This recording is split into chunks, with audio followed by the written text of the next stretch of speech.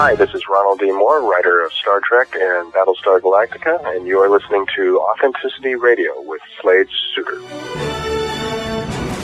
And now, your host, who has the hospitality of a fat and jolly innkeeper, Slade Suter.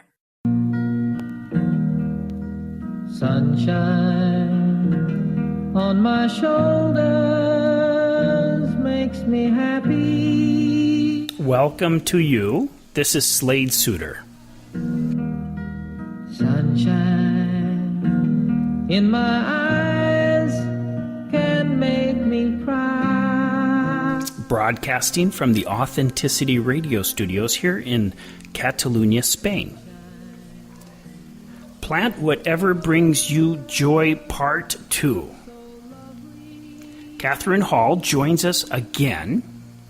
And Kathryn, welcome to you, to Authenticity Radio. Welcome back.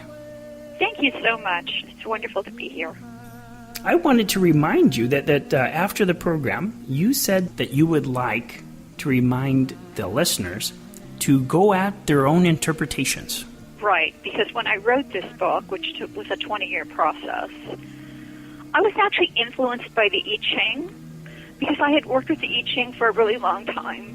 And when I stopped working with the I Ching, I found that I had internalized so many lessons that I would be just living my life, have something happen as it does every day, wonder what to do, and would find some phrase from the I Ching kind of floating up out of my unconscious or subconscious, wherever it was hiding. And I think, right, that's exactly what I need to do. I was also influenced because I was the original publicity director at what is now New World Library. So one of the first books I promoted was Shakti Gawain's book, Creative Visualization. And so I was part of a culture where affirmations were very much a part of our everyday life. We talked about affirmations. We made up affirmations. When we were doing inner work, we were writing down affirmations, what kinds of things we wanted to create in our life. So I had that kind of background. And as I was saying before, when I moved to the country and I started planting a garden, I noticed that the lessons I was learning in the garden were also true in my life. And I started taking notes, and then it evolved, and I started honing down the lessons I was getting into the simple phrases or simple maxims. And this book was originally conceived of as one line on a page kind of book, which was in vogue for a time. Mm-hmm. And then that never really evolved. That's not the path this book had. And the man who was then president of New World Library, Mark Allen, said, you should write a story for each one of these. And I said, really? And he said, yes, because not everybody thinks metaphorically, and, it would be good if you kind of backed it up with some kind of story that illustrated that lesson so that people are kind of, you invite them to do the same, to think what that means in their life.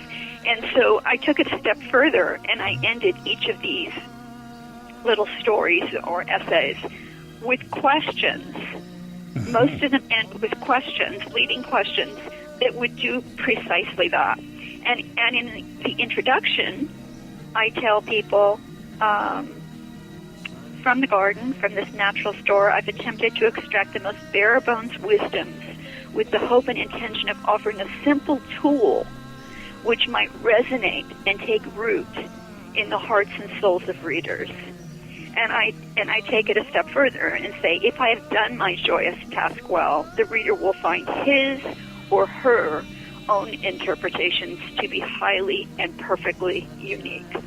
So I'm hoping that just as the I Ching, if you've ever worked with, it doesn't have to be the I Ching, but whatever you turn to for lessons, you'll find that one lesson doesn't always have one interpretation, even if for yourself.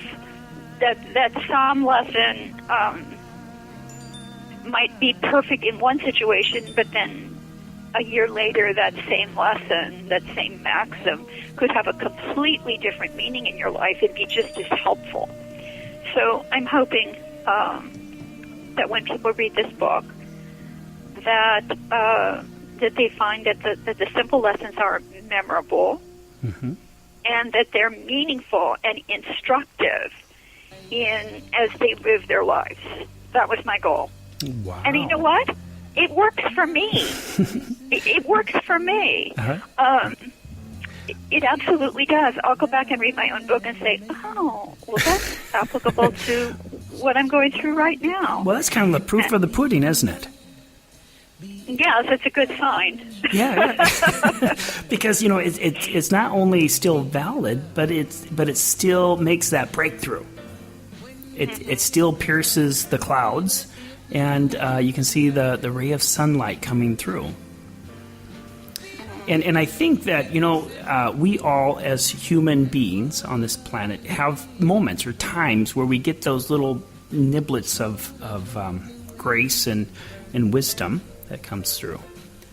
But right. not always available. Yeah, and here's what I wanted to say is that not all of us have the ability to be able to articulate that into a way that we can share it with other people. No, that's true. And some of us do better than others.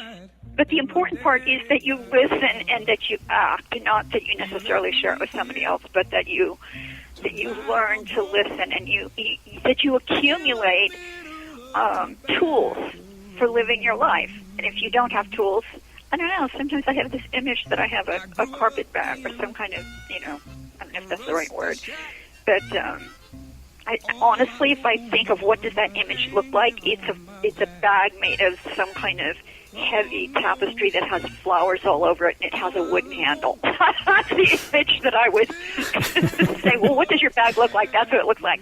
And what is inside? All kinds of tools, all kinds of psychological tools, all kinds of herbs, all kinds of homeopathic remedies, all kinds of books, all kinds of resources, all kinds of teachers, because all kinds of communication skills, a degree in English, I don't see how we could possibly make it through life without building those tools, which requires taking chances, being courageous, stepping into areas where you're not so comfortable, and expecting.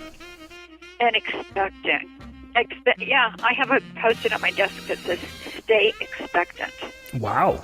Okay. Well, yeah. I'm looking at it right now. But that expectation can actually set us into motion or at least surpass our fear where we can step into something that would be beneficial to us, growth-filled. Right. To look at each thing that happens as, like, what's the lesson here? I'm not a victim. What's the lesson? What a big shift. This just happened. Really? If you think of yourself as a victim, yeah, that's a hard one. But if you think, okay... Yeah, it's pretty rigid, isn't it? Well, it's self-defeating. Yeah. Because the moment you can say, what is the lesson here? And you start moving, it's empowering. And you can do something about it. And for some reason, I just want to say this, is that it seems that the more flexible we choose to be, the easier it is to take in these lessons because they come from everywhere. But the more delimiting, the more closed-minded that we allow ourselves to be, the harder it is to take in lessons, unless it fits our filter. Yes, we definitely have to stay open. Yeah. In so many ways. So Plant Whatever Brings You Joy has all this and more. Okay, I want to ask you, there was a wonderful chapter in your book that you were referring to a very aggressive insect called yellow jackets. And I think you have the chapter named Mistake Not One Plant from Another. Could you tell us about this story? Yes, I'd be happy to do that. Mistake not one plant for another was the lesson because we all do that, in a pragmatic sort of way. But stepping off into what would illustrate that, what would illustrate mistake not one plant for another. In my life, it was when I was living on 4 acres of land in wine country. So much of this book has its roots in that property. And I discovered that I'd had a lot of experience with yellow jackets, and I had to call there was an office in that county called Vector Control. And the people who worked at Vector Control were wonderful, kind of geeky bug freaks. Oh, okay, okay. I remember they came to my house once about something. I think it was mosquitoes. And they found a scorpion, and they were so thrilled when they took it back in a bottle. Wow. I mean, they were just really fun, interesting guys who were really into bugs. And I could always call on them. Their job was to help people in the county. Especially if I found yellow jackets, they would come out and yellow jackets build their, I don't know if this is true everywhere, but what they do in California is build nests in the ground. I mean, they'll also go in your house, unfortunately, and it's amazing how huge these hives that look like they're made of some special, beautiful, almost like rice paper, in a big roll is just round and round and round, and they're inside the layers, and they build these huge nests underground.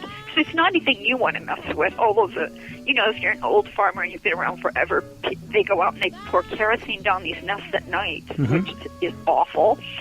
But the bug guys would come and they would, don suits, and they could dispose of these nests. So when I went out and discovered there was a small kind of paper nest, didn't look like what I expect a yellow jacket to make, just outside my back deck door, I was really alarmed. I thought, oh my God, they're going to come in the house. I'm going to get stung. This is not good. So I called the bug guys, and the head of that program, his name was Ed. So he came out, and I expected him to, do what he normally did and take them away, and that would be it. And instead, he came out on my deck, and he looks up, and he's got his hands in his pockets, and he goes, those aren't yellow jackets. I said, but they're wasps. They're wasps. And he said, yeah, but they're paper wasps.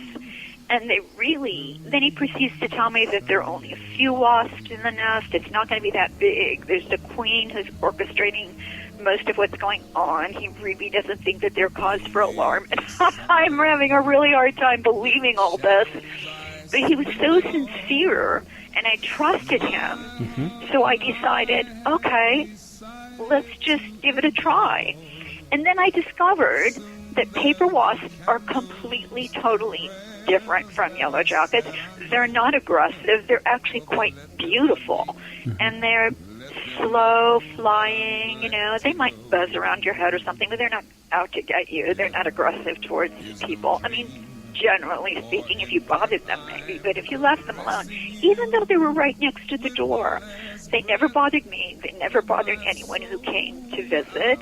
They never went in the house, and I came to really love them. And now they come. I always have paper wasps around me now.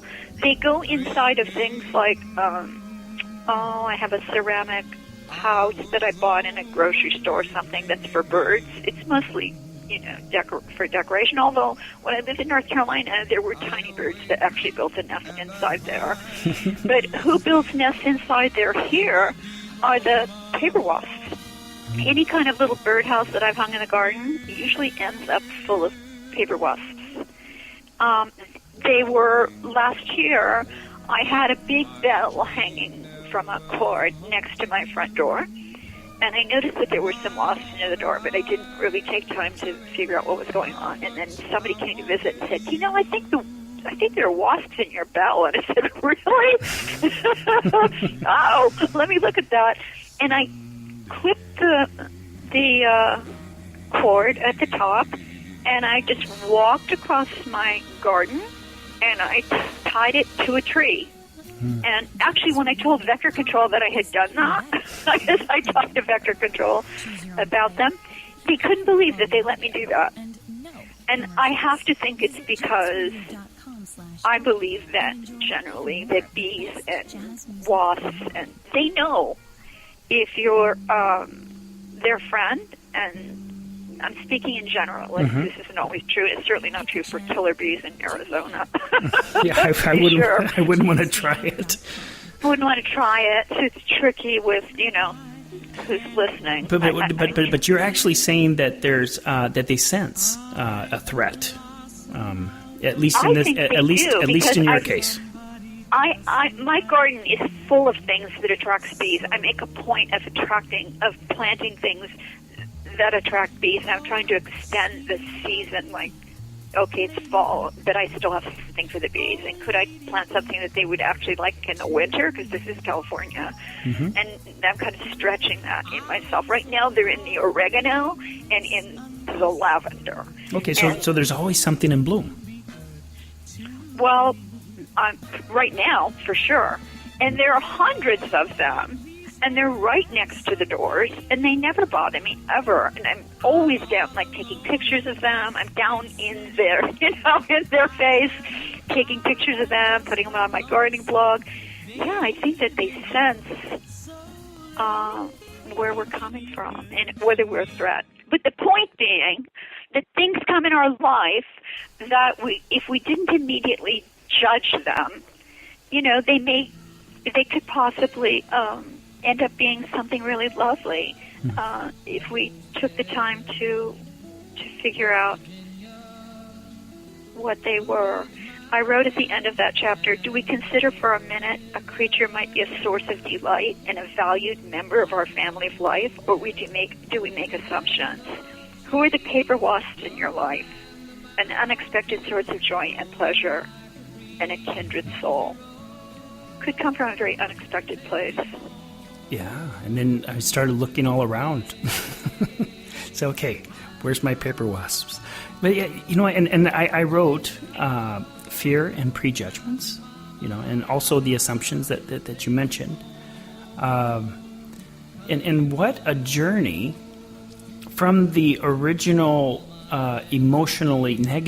emotionally charged experience of Yellow Jackets and the fear surrounding that. But I'm getting past my fear of them. Okay. I don't like it when they come. I've seen Yellow Jackets come in your house, and they love kibble, like cat kibble or dog kibble. And I've seen them actually come in your house. They came in my house once a long time ago, picked up kibble from the cat dish, and flew out the window with it. That's alarming.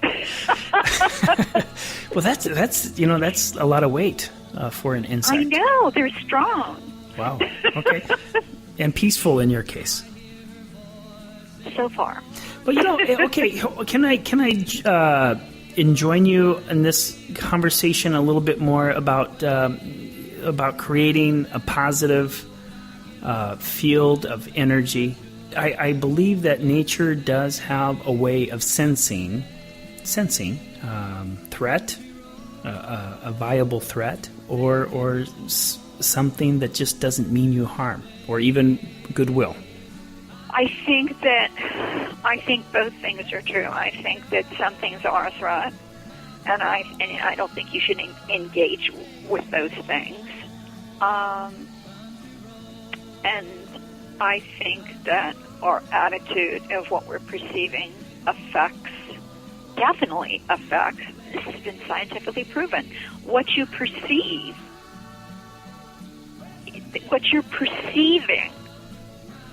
the mere act of perceiving has an effect on what you're perceiving. That's been proven in a laboratory. So you're having an impact.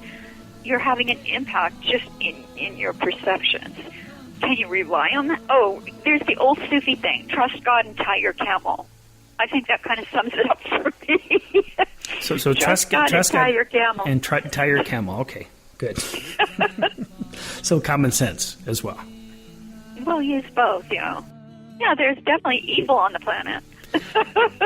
Yeah, Doesn't and here's something, that there's a form of evil that I find very, very nasty on this planet, and it's indifference. I just saw a quote this morning that said, "Nobody ever changed the world who cared a little bit."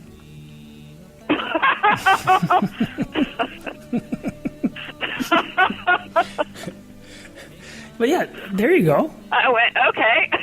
Yeah, that's true. But yeah, I mean, I just think that there's so many nasty venoms and poisons that come out of indifference that could be turned around easily. Well, that's why it's important to have tools to empower oneself. Mm-hmm. It's not everybody's task to make a difference, but it's so empowering. I mean, making a difference could start just literally in your own backyard. I always say that wherever you're living, you need to become a steward of where it is you're living, even if it's tiny. Mm-hmm. Well, even if it's in my own heart, I mean, that's a nice place to start stewardship. Yeah. Steward of your own heart. Yeah. I mean, that's pretty a wild place still for me today.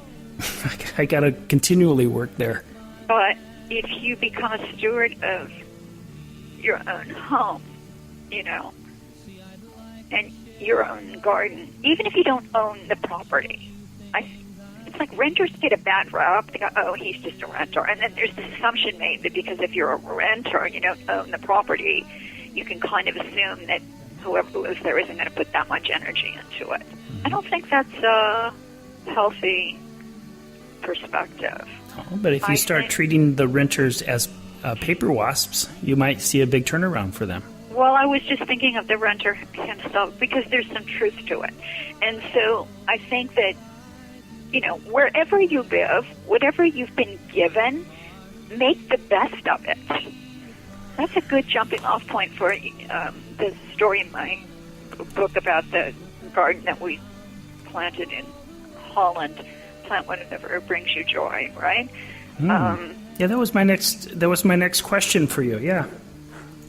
When I was living in Holland, I lived in Holland with my daughter for 3 years, and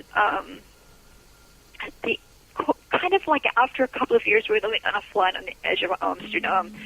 It was kind of wearing on me that I was in an urban environment. I had decided before then, I'm not living in a city again. I'd lived in San Francisco, I'd lived in Mexico City, and I was kind of done with I'd lived in Chicago briefly, and I didn't want to live in a city again. But then Amsterdam was just so wonderful, and it was so clear I was supposed to be there that I stayed. But at a certain point, cement can wear on you. And I didn't get out of the city as often as maybe I would have liked because my daughter was in school 6 days a week in a Rudolf Steiner school. And so I started kind of, kvetching about looking out the window and seeing cement. And then I heard this voice in me say, you know what, instead of complaining, do something. Do something about it. Make a change. Either that or just stop. Because this is not constructive.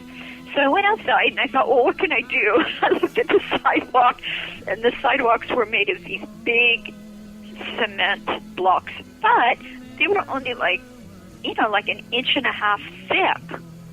And they could be... When you say big blocks, are you talking like a couple of feet or a meter? Yeah, in length? big. Okay. Big. And for some reason, it's not like here in the States, it's bigger. But they're not very thick, and they're sitting on sand.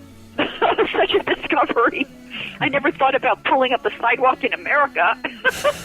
But I found that these were actually, they could be moved, they could be lifted, which was like so liberating. Okay, let's take the ones next to the building up, store them someplace, dig up the earth, replace it with, healthy earth where something could grow, and went out and bought plants and planted them with my daughter. It was a project and beautified what was in front of our house. And an amazing thing happened. We'd always been perceived as like the foreigners. Mm-hmm. I think we were marginalized a bit because we were Americans, and Europeans don't take to Americans totally, like overnight. It takes a while to get to know Europeans. They're a little more conservative than maybe some Californians. Or maybe, you know what I mean? I don't know. Well, yeah, no, I do. I live in Europe. I live in Europe as an American. Yeah, exactly. So it takes a while to become closer friends with them. And people started showing up at my door and putting money in my hands and putting plants in my hands because they were so touched by what was happening and they wanted to contribute. So it transformed my relationship with the neighbors. It transformed my daughter's relationship with the neighbors. And then down the street came a woman from down the street, an elderly woman who said that her husband was an invalid and that he just sat in front of the window most of the day. And would we consider coming down and doing the same thing in front of her house? Wow. So he would have something beautiful to look at. So we did. And these are the kinds of things that we could do that can make such a difference in our lives and in the lives of other people. Just through, it didn't take much to make that happen, really. Mm-hmm. But it made such a difference. Well, it started with something not quite right inside of you, no? Right. Because that's what initiated. Said, you know what, this is not right. I don't like this. Stop talking about it. Let's see what I can do about it. So you actually listened to a call from inside of yourself, and it wasn't clear what you were going to do, but you decided that you were going to put something into action. It started with discontent, and I decided to take responsibility for my own discontent. Oh, that's powerful. Taking responsibility for your own discontent. Wow. That's something I can learn from. I'm one of the people that did EST and worked with Werner Erhard, if you know who that is. Oh, yes. I did a 6-month Mastery of Transformation program directly with Werner, and he used to say, what can you do to forward the action? So I'm trained not to think, like sometimes I'll feel stuck, and I think, don't focus on what you can't do. Focus on what you can do. What can I do? Don't focus on what I don't have. Focus on what I do have. How can I maximize the resources that I do have? How can I forward the action? Mm-hmm. How can I forward the action? So that's one of the maybe internalized maxims that I have learned from a teacher that I had that was helpful. How can I forward the action? What can I do to make a difference? Okay. And this is you've embodied this teaching. I think so. I think it's pretty. Yeah, I'm a person who makes things happen. Okay. And then also you mentioned in your book earlier. I'm kind of regressing. I hope you don't mind this.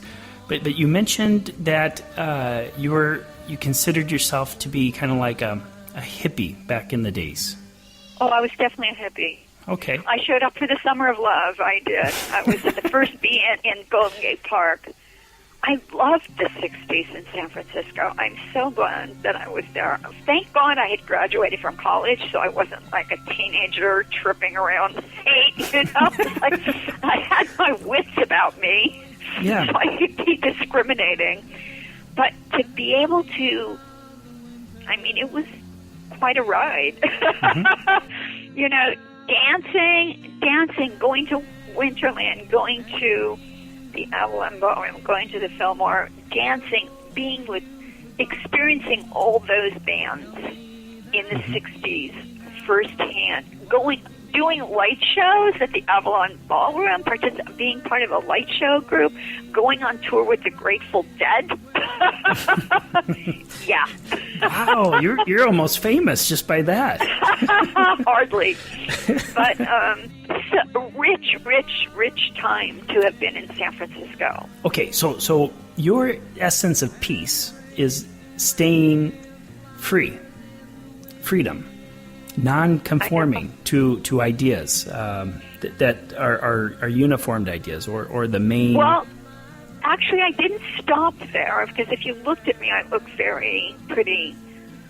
I don't want to say I'm definitely an artistic temperament. Mm-hmm. I love color. I love clothes. I like nice things.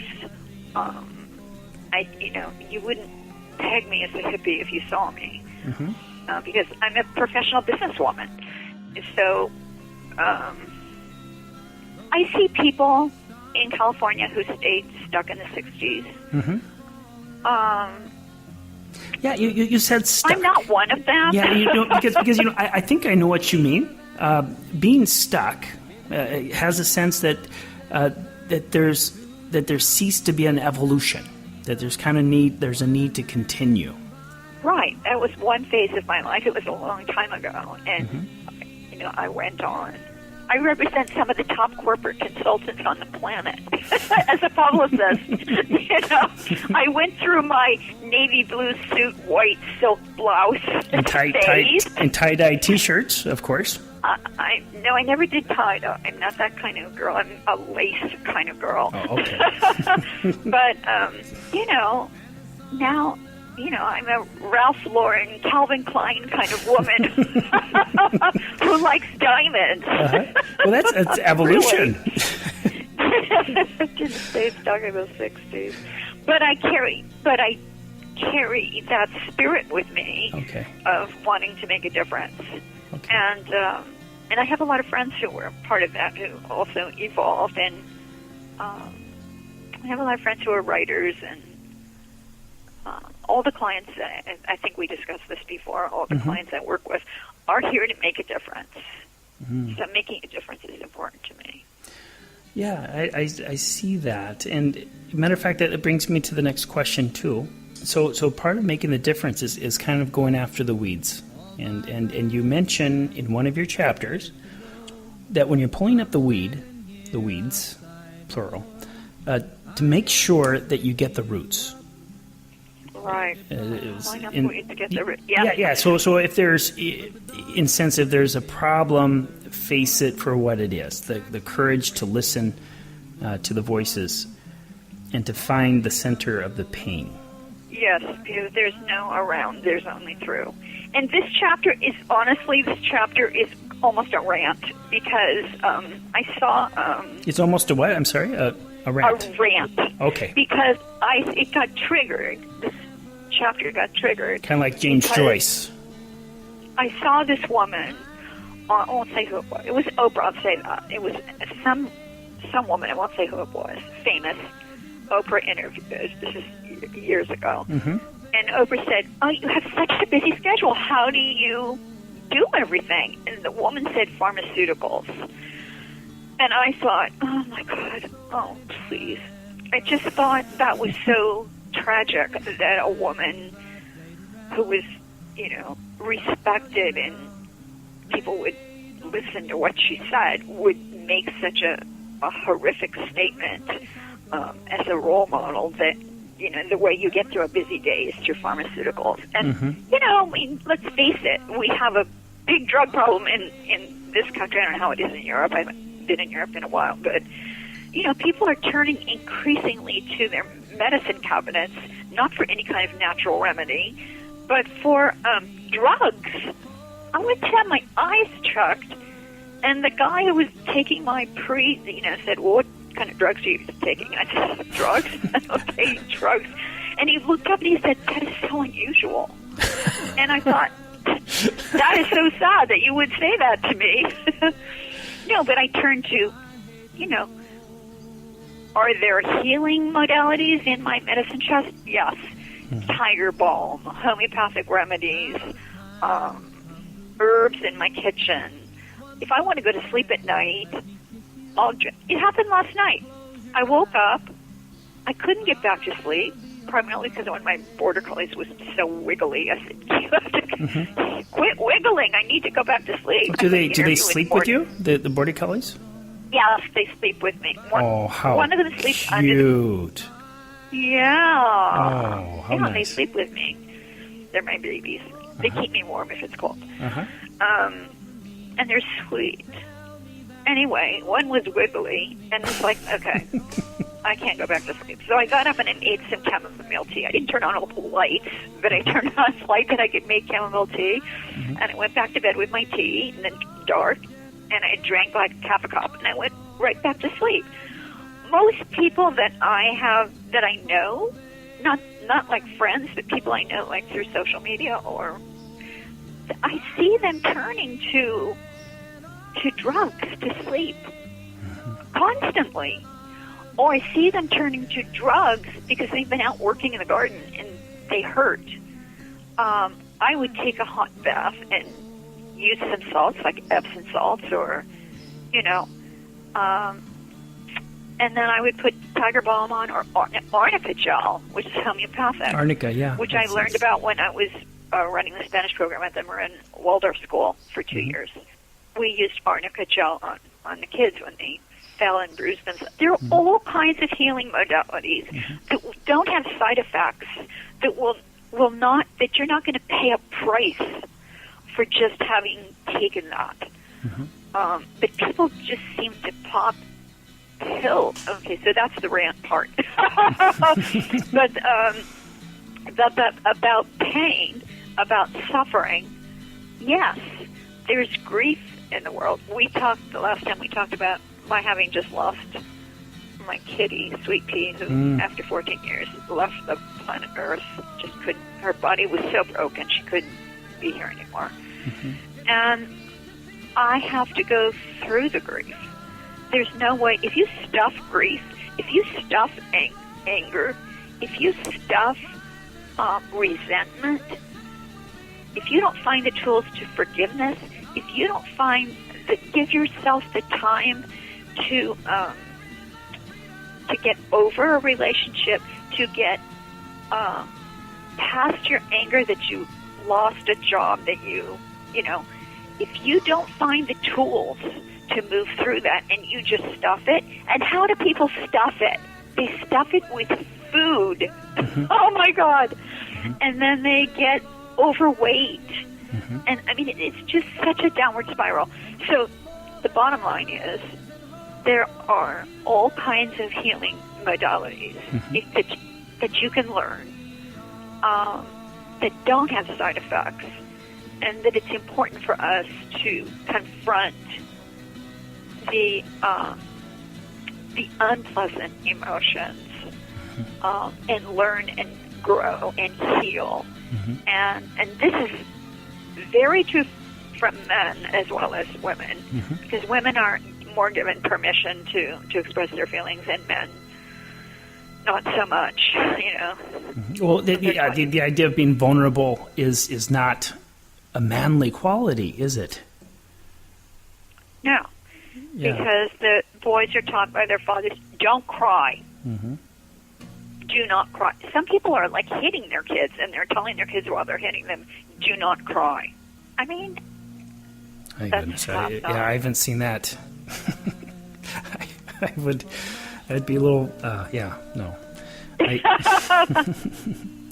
So, but these emotions that you mentioned, that we need, especially the negative emotions, to get down to the roots, because if we don't, those roots will remain, and then it will grow over time. And sabotage you.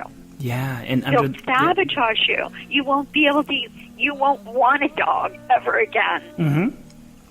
My stepmother had a dog she was so attached to, and when it died, she said, "I'm never doing this again." She didn't think she could handle the grief of losing another animal, and I always thought, how sad, because she had so much joy. I don't judge her for that. That was her decision. But how sad if we cut ourselves off from love or a wonderful experience because we couldn't manage the pain of the grief.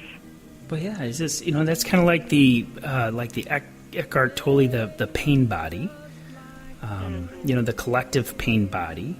that we carry around. And the funny part of it is like you're mentioning, is it's unconscious.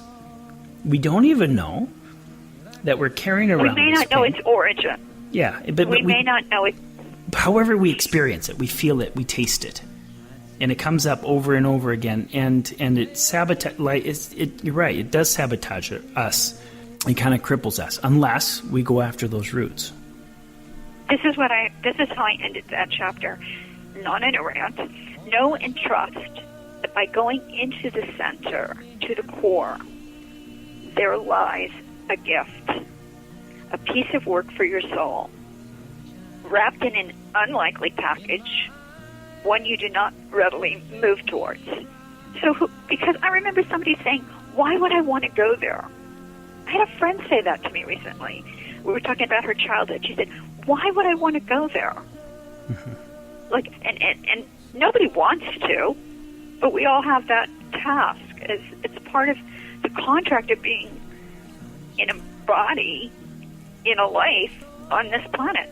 Do not cheat yourself of the gift inherent in that offering. Gather courage, get support, and move gently, willingly, and persistently into the center of that which you resist, and move on, lighter, freer, and wiser. Because once you put yourself through that, the next time it happens, which it could easily happen again, you'll be more prepared. And most likely will. And you'll have that muscle. It's like a muscle to think that you can't handle pain. Is just saying, really, I haven't used that muscle very much. I mean, you can't lift a 10-pound weight with an arm that has never strengthened itself. I'm at a level of atrophy, aren't I? Yeah. And the more you use all the parts of yourself, the more whole you are, and the more you're able to take on anything that life throws at you. And how attractive that is, Kathryn, that it would be voluntary of me. It's empowering. To choose to do this. Rather than having it slapped on me by a circumstance of life, then I would have to face it. But to actually make the decision and to go down and to see what roots I have. And matter of fact, let's ask our listeners right now. Listeners, go in. I mean, it's a curious question, listeners. What roots do you have that needs to be dealt with? Well, I mean, if you were going to go and search for roots, what would you find? And I'm not waiting for an answer, but that's a good question to let you stay with. It is. And Kathryn, you mentioned also in your, of course, I mean, we have conversations, but also I get most of my ideas here, at least in this talk, through your book, that somebody once mentioned that you had a beautiful voice. And by the way, you do. Thank you. And... Well, and when I was in a choir. Yes, that's it. Okay, you talked about encouraging the potential. I found this very powerful. Could you speak on this? Yes. I reread that story last night in anticipation of talking about that, and it was just what I was saying. I'm glad I reread that story because I said, oh, okay. This is a time when, my daughter was young. I was in Sausalito in Marin County. I heard about a choir. I'd always sung my whole life. I'd sung in choirs in college and churches. And, the folk music. I went through the folk music thing. Oh, you did? Yeah. In college, folk music was around in Ohio. And so I thought, I'm going to join this choir. And I loved the director. She was so interesting. She had a beautiful voice. And she came up to me one night after we were rehearsing, and she said, you have a beautiful voice. That meant so much to me that she would take the time to come and say that to me. It was like she had written this empowering message across a part of me that was so vulnerable and unsteady and undeveloped.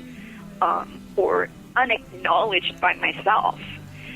It just really made such a difference to me, which is such a valuable lesson for parents to remember and teachers to remember, the power of words and how we can, like, what are we writing on the blank canvases of the children that we deal with, or the young people. So I was quite young, still in my 20s. And then subsequently moved to Europe, and, you know, I was in Amsterdam, which is an alive, happening scene musically, and met someone who was a singer, ended up practicing with him sometime, and realized that I knew how to harmonize. And so by adding my voice to his performances, it was quite lovely. And so he invited me to go and do a concert with him, just in a small venue in a church. That wasn't a church anymore, but it was held in a church. A lot of churches in Holland, I think all across Europe, and even here, are becoming other things, social things that don't necessarily have organized religion inside them anymore. It was like that. And I was terrified, but I was thrilled. And so I felt, with his guidance, and I felt like he had his arm around me, and I felt he was supporting me, that I could do this performance. And then we went on to start performing together, and our first venue was outside of Amsterdam, and it entailed being able to, it was at an inn. So part of our payment was that in the evening we would each be given a room, and we could spend the night before we had to go back to Amsterdam the next day on the train. And so it's kind of like the trades, you know, the old days. Well, we were paid, but Okay. but in addition, we were paid, but in addition, we could spend the night. And so I walked into my room, and I saw something that caught my attention on the wall. Would you believe that it was an album cover of the woman who had told me that I had a beautiful voice years before in Sausalito? Oh. There she was on the wall at my first gig. Wow. How extraordinary. How extraordinary. So I was just overwhelmed seeing her face smiling at me on the wall in this unlikely village in Holland. And it was such an affirmation that I was on the right track and doing the right thing. It was so inspiring and such a full circle moment for me. So, Kathryn, you do look for signs in your life, or are these affirmations? Yes. Okay. Yes, I do look for signs in my life. Yes, I do. Following those psychic breadcrumbs. Did you return to her and explain to her that you saw her on the wall?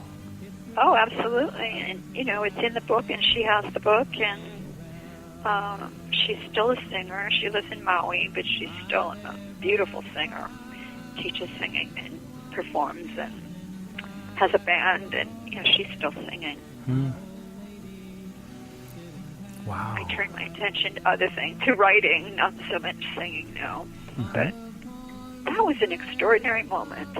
One of the most extraordinary moments of my life, I think. So encourage, but also yeah. So illustrating the power of not just synchronicity, but how she had encouraged my potential and how it had made such a difference. So we can't underestimate the power that we have in other people's lives to encourage them. The power that we have, that we're capable of unleashing, positive and negative, is incredible. Right. And just to bring that into the conscious field, be aware of that alone, you have a lot of power available to you to choose on how to utilize that. Just like this instructor, probably, I don't know. I don't know the intention of your instructor, but she did take the time to put into words what she has experienced, what she felt toward your singing ability. Kathryn? Yes. We're coming to the end of our time together today, but you're very invited in the future to please come on board whenever you want. Thank you. Okay, so before we depart into our ways and meander through life in kind of a directed way, do you have a message that you would like to give to humankind? Yes, I have a really simple message. I gave this some thought. I would say do your absolute utmost to spend at least 1 hour out of doors every single day.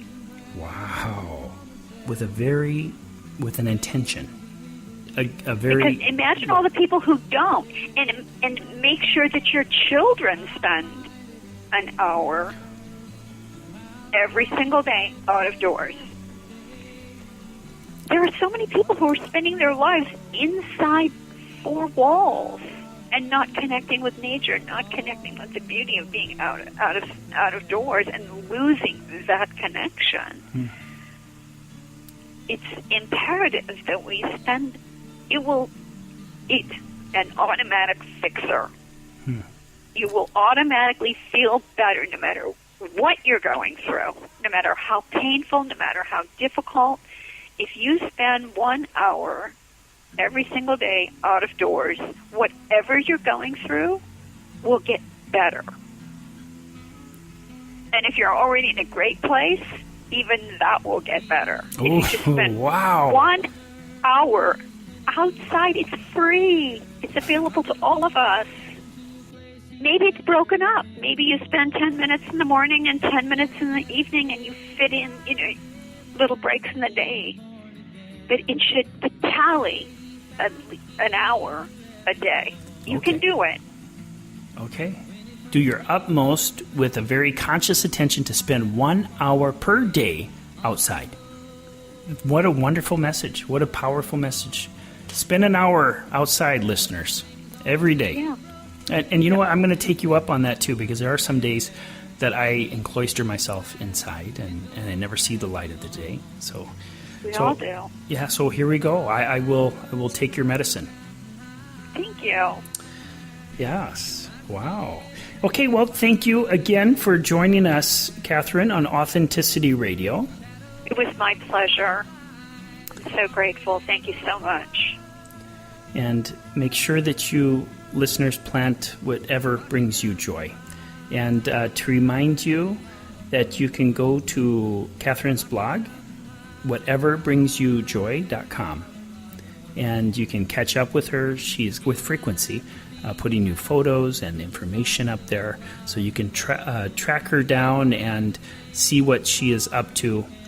And thank you for being so generous with your gifts that you are spreading throughout this planet, Kathryn. Thank you. Thank you. This is Slade Suter. Until next time, be authentic, be true, plant your seeds, good seeds, and be free. His side is turned inside himself to try and understand the serenity of a clear blue mountain lake. In the Colorado Rocky Mountain High. Conflict is a choice you know. Whoa, oops. Watch it! Sorry. But how about a better way to get things done? In order to gain a new perspective, think about peace building and gaining authenticity. To get some tips on how to do things differently and how to resolve conflict in your group, organization, business, or family, go to AuthenticityRadio.com. Come on! This is Authenticity Radio. Authenticity Radio with Slade Suter.